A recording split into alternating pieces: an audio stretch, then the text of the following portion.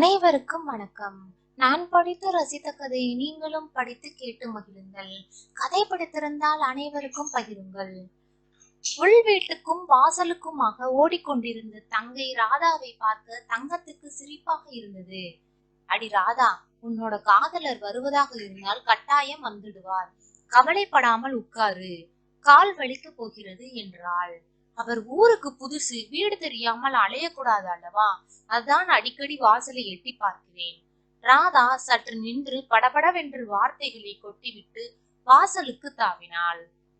உன் காதலுக்கு இவ்வளவு சக்தியா என்று தங்கம் வியந்தாள். காதலை பற்றி உனக்கு என்ன அக்கா தெரியும்? வாசலில் இருந்து தங்கை சொன்னது காதில் விழுந்தது. ஆம், காதலை பற்றி எனக்கு என்ன தெரியும்? மனதுக்குள் முழுகியபடி உள்ளே போக திரும்பிய தங்கம் சுவரில் இருந்த பெரிய நிலை கண்ணாடியில் தன் உருவத்தை ஒரு தரம் பார்த்து கொண்டாள். பொட்டு இல்லாத நெற்றி, பூவில்லாத கூந்தல், தேவதை போன்ற வெள்ளை சேலை.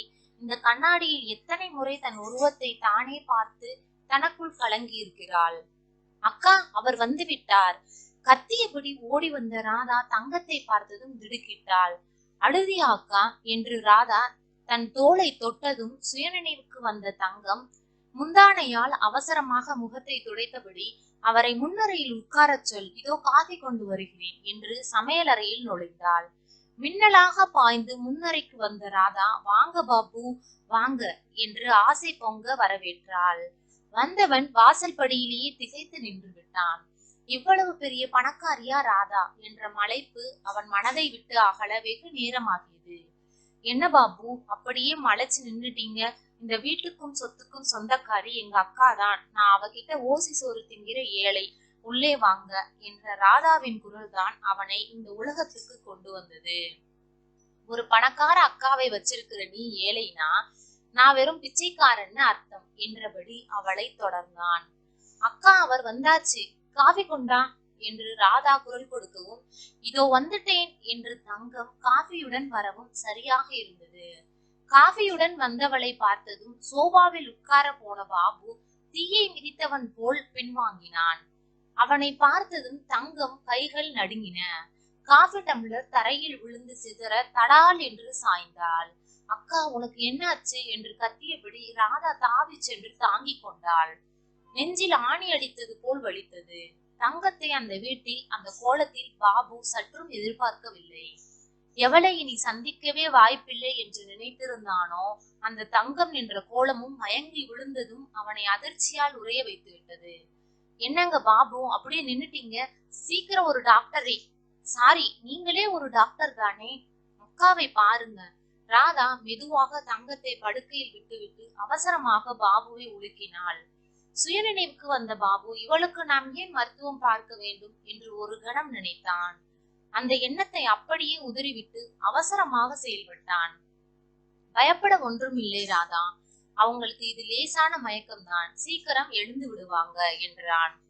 ஆல்ரைட் பாபு, முதலாக நீங்க வந்த சமயத்திலே இப்படி ஆயிடுச்சு. இந்த சம்பவம் உங்களுக்கும் பெரிய அதிர்ச்சியை கொடுத்திருக்கும்னு நினைக்கிறேன். நீங்க ரெஸ்ட் எடுங்க என்று ஒரு அறையில் அவன் பெட்டி படுக்கைகளை எல்லாம் கொண்டு வந்து வைத்தாள். கட்டிலில் சாய்ந்த பாபுவுக்கு ஆத்திரமும் அதிர்ச்சியும் குறையவில்லை. இவளுடைய தங்கைதான் ராதா என்று தெரிஞ்சிருந்தா நான் காதலிச்சிருக்க மாட்டேனே, இந்த ஊருக்கு வந்திருக்க மாட்டேனே என்று பொறுமினான். கட்டில் குலுங்கியது. கண்ணீர் பெருகி தலையணையை நனைத்தது.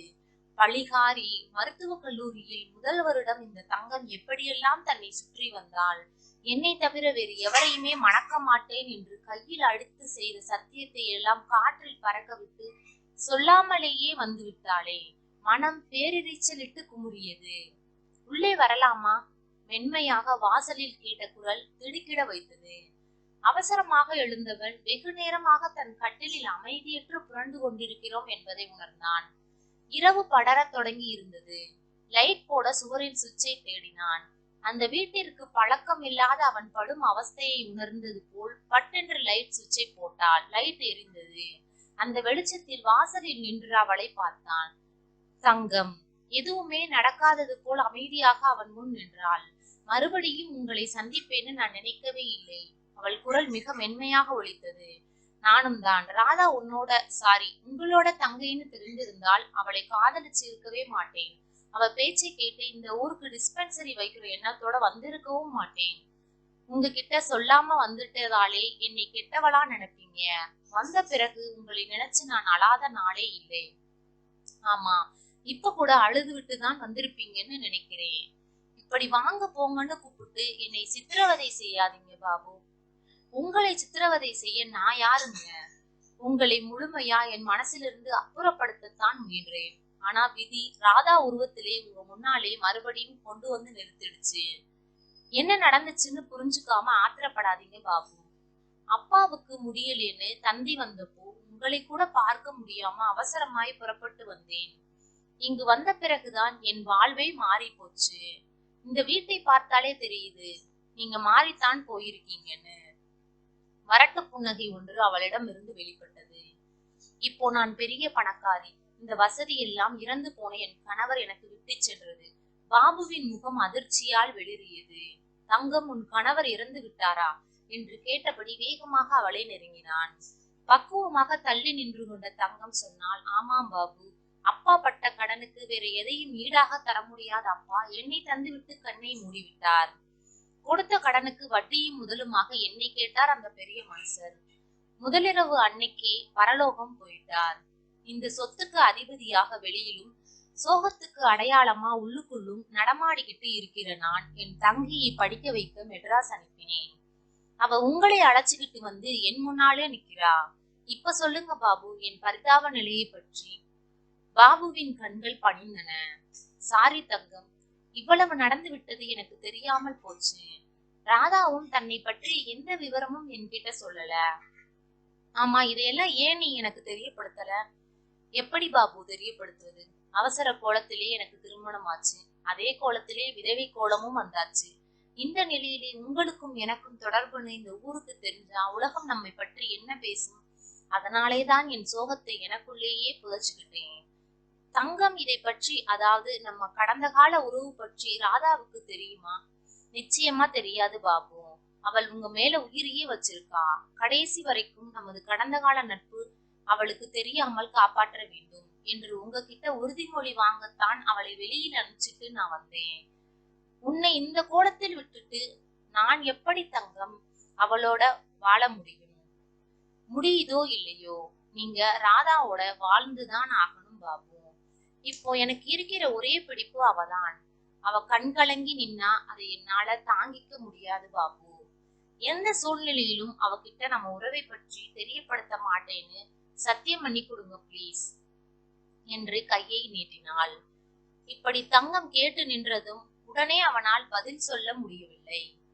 ராதாவுக்கு அழகு, அறிவு, படிப்பு எல்லாம் இருக்கு.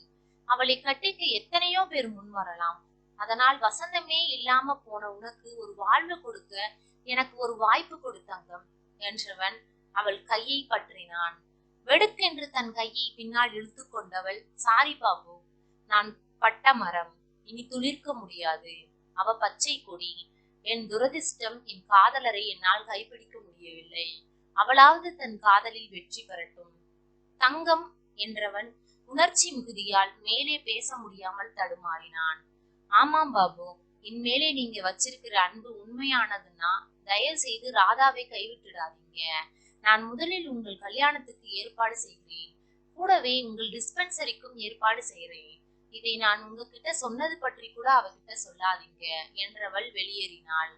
கல்யாண ஏற்பாடுகளில் வீடு களைகட்டி இருந்தது. வீட்டின் ஒரு பக்கம் டிஸ்பென்சரி வைக்க கட்டிட மாற்றமும் நடந்து கொண்டிருந்தது. ராதா அக்காவை கட்டிக்கொண்டு ஆனந்தமாக ஒரு முத்தம் கொடுத்தாள். அடி ராதா, எல்லாவற்றையும் எனக்கு கொடுத்து விடாதே, அவருக்கு கோபம் வந்துட போகுது என்று தங்கம் சிரித்தாள். போக்கா என்று பொய்யாக சினுங்கினாள் ராதா. நான் போகத்தான் போறேன். அது சரி, கல்யாண பத்திரிகை என்னைக்கு தாரேன் நான் என்று தங்கையை கட்டிக்கொண்டு கேட்டாள். தேரியை பார்த்த ராதா, ஓ, நேத்தே வர சொன்னான், இப்பொழுதே போய் வாங்கிட்டு வந்துடுறேன் என்று புறப்பட்டாள். டிஸ்பென்சரி கட்ட வேலையை பார்த்துவிட்டு வந்த பாபு தங்கம் கண்ணாடி முன் நிற்பதை பார்த்து திடுக்கிட்டான். தங்கம், உன் தியாகத்திற்கு இனியா எதை சொல்றதுன்னு எனக்கு புரியவில்லை. அவனது குரலை கேட்டு விருட்டென்று திரும்பிய தங்கம் கண்களை துடைத்துக் கொண்டான். ராதாவும் நீங்களும் என்னைக்கும் இணை பிரியாமல் இருக்கணும் பாபு. அது ஒண்ணுதான் கடவுள்கிட்ட நான் வேண்டுவது என்றாள். நிச்சயமாக என்று எதையும் சொல்ல போன பாபு, சார், கல்யாண பத்திரிகை என்ற வேலைக்காரனின் குரலை கேட்டு நிறுத்தினான். அம்மா, ராதாம்மா இதை உங்ககிட்ட தர சொன்னாங்க என்று கூறி வேலைக்காரன் கல்யாண பத்திரிகை கட்டை அவளிடம் நீட்டினான். கொண்டாப்பா, அவ அப்படியே ஃப்ரெண்டுகளை பார்க்க போயிட்டாளாக்கும் என்றபடி பத்திரிகை பார்சலை வாங்கினாள். இல்லைங்கம்மா, அவசரமா மெட்ராஸ் போறாங்களாம், பார்சல் உள்ளே, அது பற்றிய விவரம் இருக்குதாம். என்ன அவசரமாம் என்றபடி பார்சலை பிரித்து கடிதத்தை எடுத்தவள் அதிர்ச்சியுடன் பாபு என்று கத்தினாள். என்ன தங்கம், என்ன ஆச்சு என்றபடி ஓடி வந்து அவனிடம் கையில் இருந்த கடிதத்தை நீட்டினாள். அதில், அன்புள்ள அக்காவுக்கு, பாபு, முதலில் நம் வீட்டுக்கு வந்த அன்று நீ மயங்கி விழுந்த அப்பவே நான் சந்தேகப்பட்டேன். அன்று மாலை நீ அவருடன் பேசியதை கேட்க நேரிட்ட போது எல்லா உண்மையும் விளங்கிவிட்டது. அப்பா பட்ட கடனுக்காக ஒரு பணக்கார கிழவனை கட்டிக்கிட்ட உன் காதலை தியாகம் செய்த நீ மறுபடியும் எனக்காக பாபு கிட்ட மன்றாடியதை கேட்டேன். உனக்கு மட்டும்தான் தியாகம் செய்ய முடியும்னு நினைக்காதே, எனக்கும் முடியும். ஏனென்றால் நான் உன் தங்கை. விதவை மறுமணம் செய்து கொள்வது, அதுவும் வசந்தத்தையே காணாத நீ மறுமணம் செய்து கொள்வது தவறு இல்லை. உனக்கும் மோகனுக்கும் நடக்க வேண்டிய திருமணத்திற்கு தான் இந்த கல்யாண பத்திரிகை. நான் உங்கள் கல்யாணத்திற்கு பிறகு நிச்சயம் வருவேன்.